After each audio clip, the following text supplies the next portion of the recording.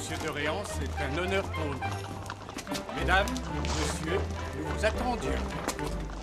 Vous ferez prendre les bagages. Tout de suite, monsieur. Vous autres, occupez-vous des malles. Porteur, prenez le bagage de ces dames. Sophie, n'oublie pas que Mina ne part pas avec nous. Au revoir, mademoiselle Sophie. Au revoir, Mina. Vincent, vous reconduirez Mina avant de rentrer au château. Bien, monsieur. Bon voyage, monsieur. Bon débarras. Votre train est taqué, monsieur de Réan. Si vous voulez vous donner la peine de me suivre, je vais vous conduire à votre voiture.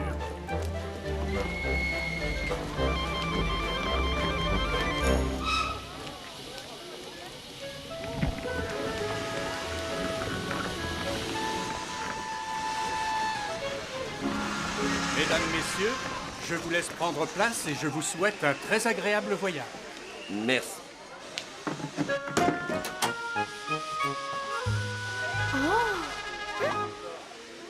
Paul, aide-moi. On va pousser ce fauteuil près de la fenêtre et regarder le paysage. Messieurs les voyageurs en voiture, s'il vous plaît. Le train à destination du Havre va partir.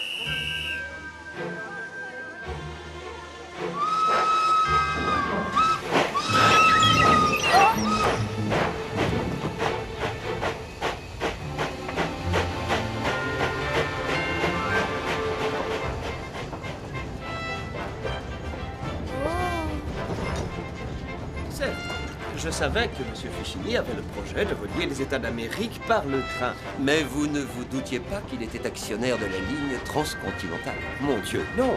Eh bien, si l'on songe aux milliers de kilomètres de voies ferrées qui traversent ce pays, Cela vous donne une idée de la fortune que nous laisse cet homme, n'est-ce pas? Oh, Paul, pousse-toi donc, tu me gênes. Si tu me laissais un peu de place aussi, je veux regarder dehors. Non, mon papa commande tout le monde au chemin de fer, c'est moi qui décide. C'est ce qu'on va voir. Oh, arrête, je te dis. Ah, tu vas voir. Aïe. Sophie, Attends. Paul, tout va bien? Oui, ma tante, tout va très bien, maman. Bon, Gardez là votre place, mademoiselle l'égoïste. Si tu pouvais voir ta figure le nez écrasé contre la vitre. Voilà ce qu'elle te dit, ma figure.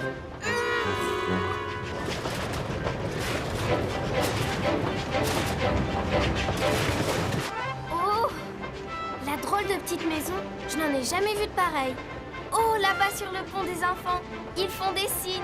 Coucou, ohé. Papa, puis-je ouvrir la fenêtre? Oui, mais ne te penche pas.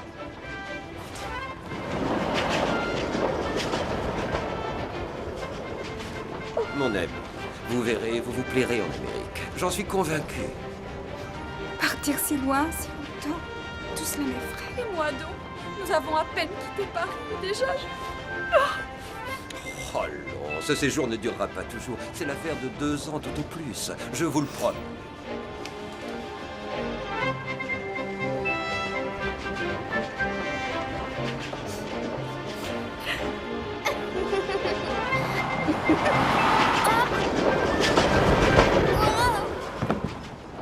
Sophie, que t'avais-je dit?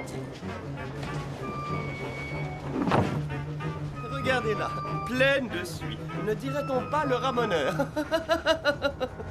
Maman, j'ai quelque chose dans l'œil. approchez, mademoiselle. Je vois que vous n'écoutez pas plus votre papa que vous n'écoutez votre maman.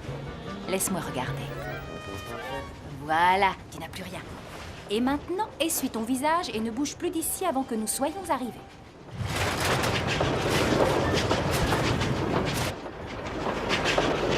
Regardez là-bas.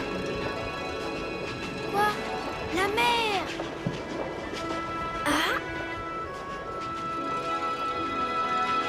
Oh.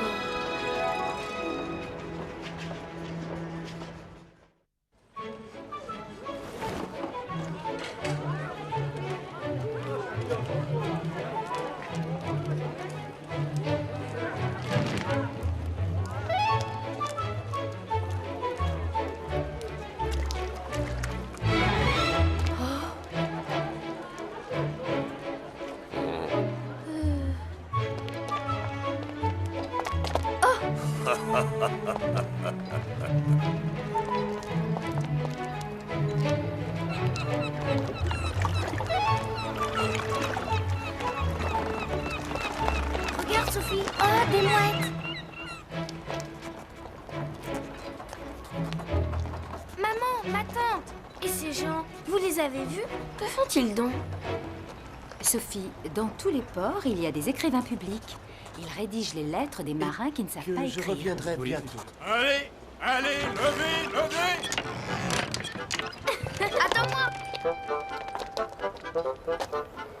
Oh.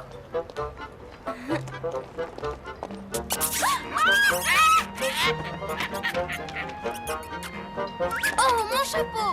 Rends-moi mon chapeau! Oh!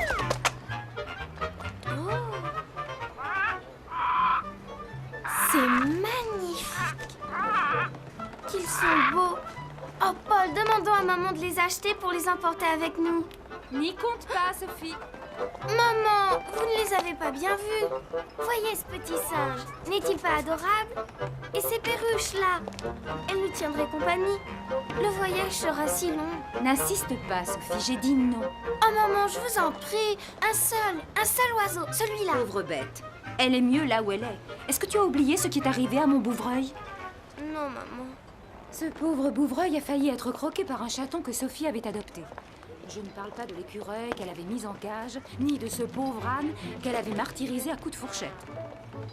Oh, comment les enfants inventent-ils donc tous les tracas qu'ils nous causent? J'admire votre patience et votre fermeté, ma chère.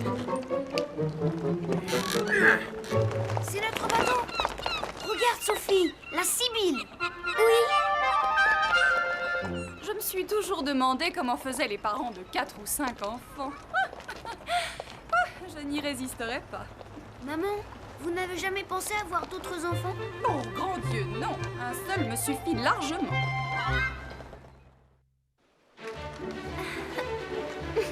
Coucou, Paul.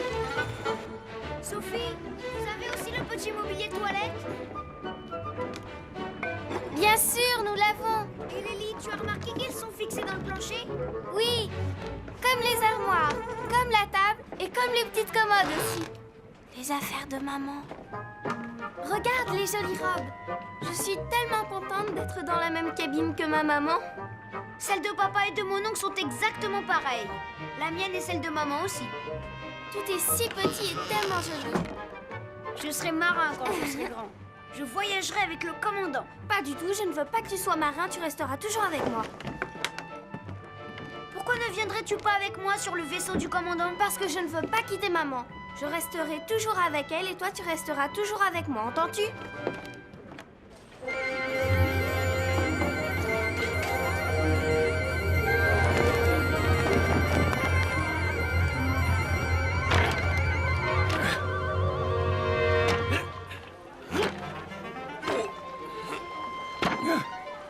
Mesdames, messieurs, bienvenue sur la Sibylle.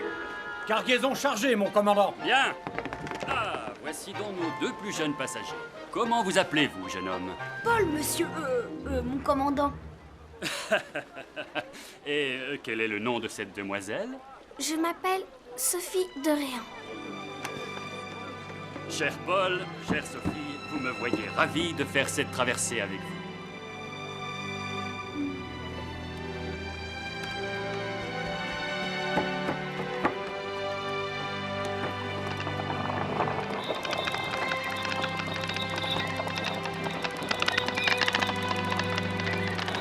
Ancre relevée, mon commandant. Larguez les amarres! Larguez les amarres! Hissez la grand voile! Hissez la grand voile!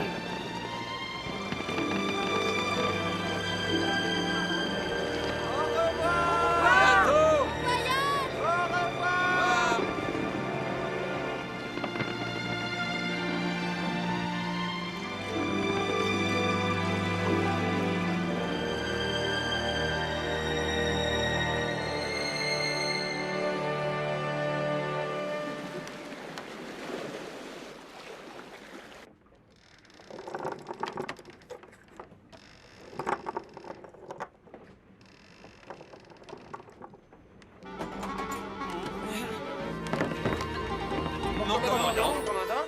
Et voilà.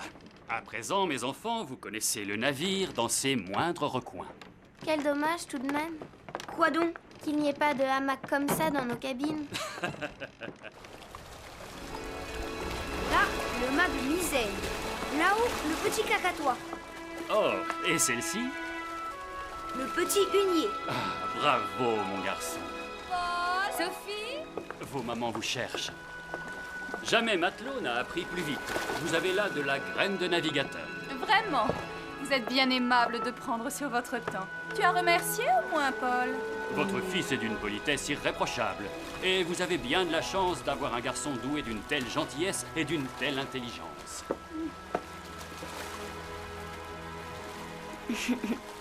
Quant à cette demoiselle, elle me rappelle ma petite fille, vive et espiègle, tout comme elle. Maman, j'ai mal au cœur.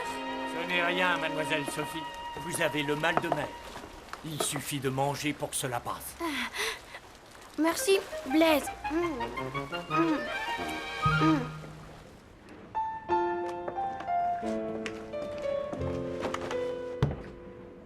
Paul! Paul, es-tu prêt? Pas tout à fait, Sophie. Dépêche-toi, je t'attends. Un instant, j'arrive. Mais allez-vous longtemps crier ainsi d'une cabine à l'autre? Cessez donc de vous agiter. Je vous demande pardon, maman. Dois-je mettre cette veste, maman? Que dis-tu? Oh, oui, ta veste.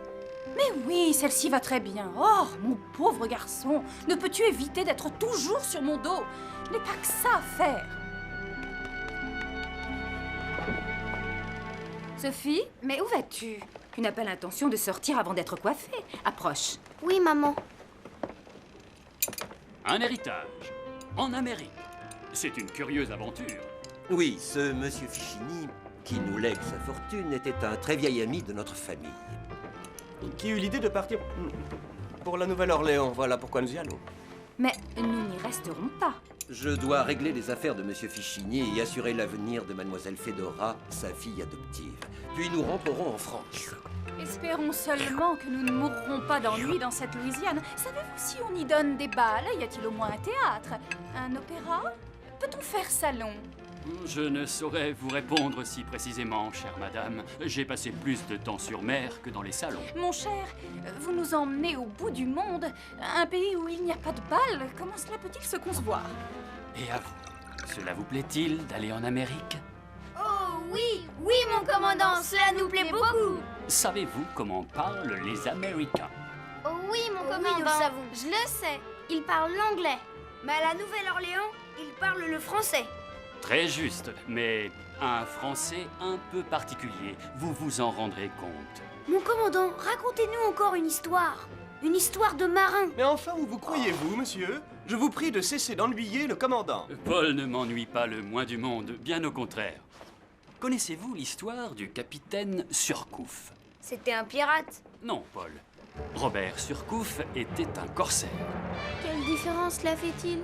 Le capitaine Surcouf était au service de son roi, Sophie. Sur son bateau, qui s'appelait le Renard, plus léger et plus rapide encore que notre frégate, le capitaine écumait les mers, affrontait avec la même audace le tumulte des flots et celui des bateaux.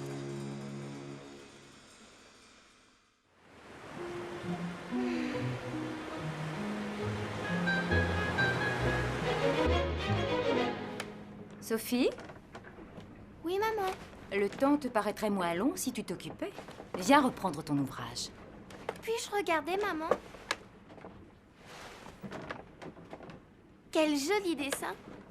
Un S pour Sibylle. Non, un S pour Sophie. Lorsque j'aurai fini, ce mouchoir sera pour toi.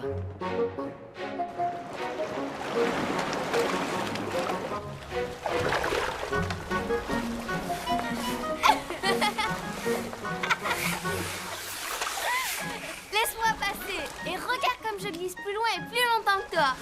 Tu crois ça? Mais arrête! Arrête, tu m'éclabousses! Oh, oh!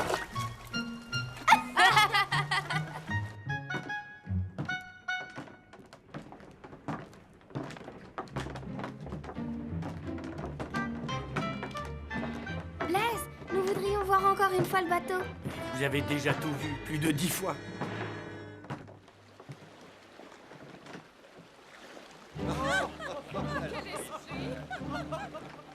Sophie, on devrait redescendre dans les cabines. Maman et ma tante seraient fâchées de nous savoir là. Tu as raison, mais regarde comme ils ont l'air de s'amuser. Oh, cette traversée ne finira donc jamais. Non, Sophie, nous savions que le voyage serait long, mais reconnais que la traversée peut être plaisante. L'autre jour encore, tu en étais enchantée. L'autre jour était l'autre jour. La vérité est que ce voyage est interminable. On s'ennuie à mourir sur ce bateau et qu'il faut être un bel idiot pour s'extasier seulement de tout ce qu'on y voit. Oh, pardon, madame la boudeuse. On dirait que l'air marin n'adoucit pas votre heureux caractère. Monsieur, je ris des choses amusantes et pas de ce qui m'ennuie. Il faudra pourtant vous y faire, mademoiselle, car le voyage n'est pas sur le point de finir. Taisez-vous! On croirait que vous prenez plaisir à me tourmenter. Mesdames, messieurs, je vous souhaite une bonne nuit. À demain, mes amis. La Terre ne peut plus être si lointaine. Je suis sûre qu'on peut apercevoir la rive. Arrête, Sophie, c'est dangereux. Sophie, et vous vous vantiez de devenir capitaine de vaisseau, monsieur? Le beau marin que vous ferez. Voilà, c'est mademoiselle la furieuse. Descendez. Vas-tu me laisser tranquille? Descends. Ah! Méchant! Regarde ce que tu as fait. C'est ta faute. De ma faute? Oui, de ta faute. Le châle de maman est perdu. Elle va me gronder. Paul, non. Paul, reviens.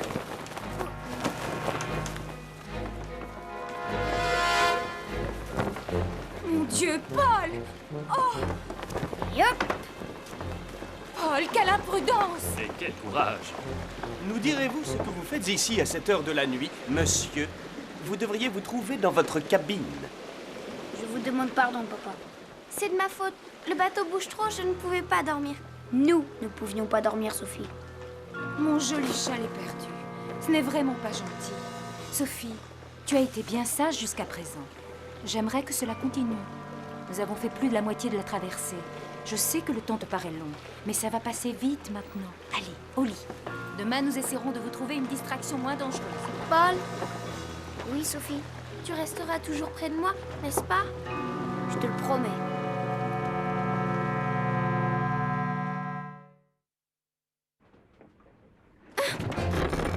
Sophie! Oh, maman! Oh! Gardez les voiles!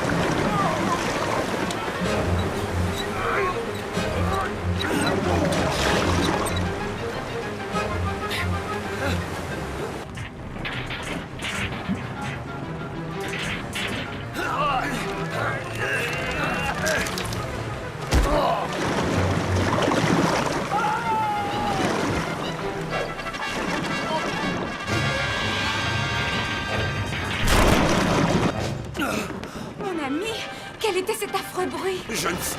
Je monte voir le commandant. Je vous accompagne. Sophie, ne bouge pas d'ici. Je reviens.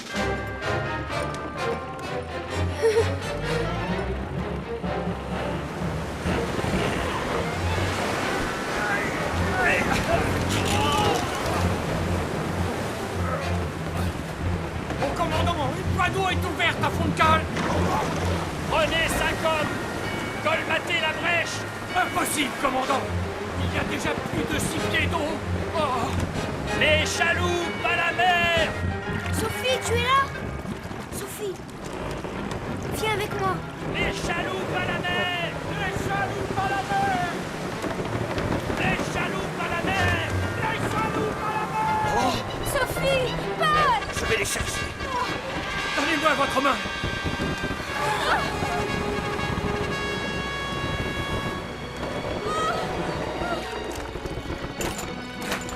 Sophie! Paul! Où êtes-vous? Sophie! Évacuez le navire. Les femmes et les enfants d'abord. Évacuez le navire. Pauvre petite, va avec ta maman. Sophie! Oh, je les ai trouvés! Attendez! J'ai les enfants! Va, Paul, vas-y. Non! Je ne veux pas vous quitter! Paul! Paul! Viens! Non! Emmenez-la et embarquez. Vite, je me charge de lui.